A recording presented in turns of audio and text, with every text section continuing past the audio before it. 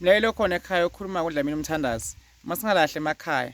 Phambili ngeDlamini ngesintu sethu phambili isho njalo nomlalelo khona ekhaya. Nangabe ekhaya uzolakhaya ekhaya elinzileziwako, ungalilahli ekhaya lakini. Ungayengwa ngabantu. Isilungu sonke isilungu siyasithanda, but ekhaya kusekhaya.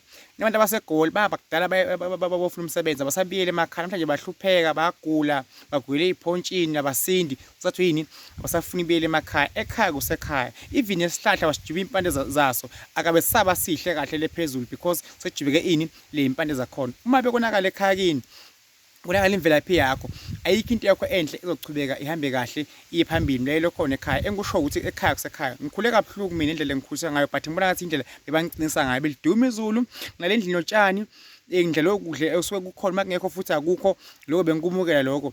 Nothi mhlawumbe inkwankwa enashwela uriyondena enashukela ulisinkwa sinarama, it's okay, it's fine, but yiko kungiqinisile lokho. Namhlanje thina sifuna izinto eziphambili kakhulu, into zabelungu siyakopha kahle kahle. Asafuni ke emakhaya zala khona sifike sigaywe lapho sisebenzela khona, lapho sifike sathola khona imisebenzi bese siyakhohlwa kubuyela emakhaya sigule singabiyeli emakhaya. Yonke into ezemhlabeni iyabiwa edlozini, iyabiwa uNkulunkulu. Thola umsebenzi, kumele lotsholwe, ufuna ukushada, uthenga imoto, yonke into yenzako uyibika emsapa. Mawusegoli uzoyibika kuphi? Ngeke uyibike into emafletini. Siyenta njengoba nalo masikhona namadlozi mhlawumbe ke sikhenza lawo makhandlela, but ngesikwakhona na uya lapho uzalelwe khona, lapho kunemlotha wakini khona, lapho nawo uwakhona khona straight.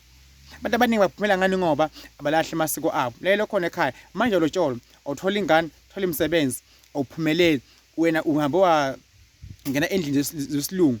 Khala kini namhlanje uyaligceka uthi manje kusemakhala lapha kuyangcola kuyanuka ini. Ekhaya kusekhaya nganza kwethu, kusekhaya ngihleze nginitshela. Ekhaya kithi mina ngikho rich, but ekhaya kusekhaya noma ngithenga umuntu ofuna ngene ekhaya kithi la ngikhona khona ngizenga ngokusebenza phambili. Dlamini ngisinto sethu phambili. Nawe lapha ekhaya hlupha ngokumanje elungu business bidlika imshado yonke into yakhe imnyama, lahle ini amasiko. uNkulunkulu ukhona namadlozi akhona, umuthi uyasebenza, isiwasho siyasebenza, but ekhaya kusekhaya. Ekhaya futhi ungalahli noma kungabe ekhaya kudliwa lutho, ekhaya kusekhaya. God bless you mbukelo khona ekhaya. I love you.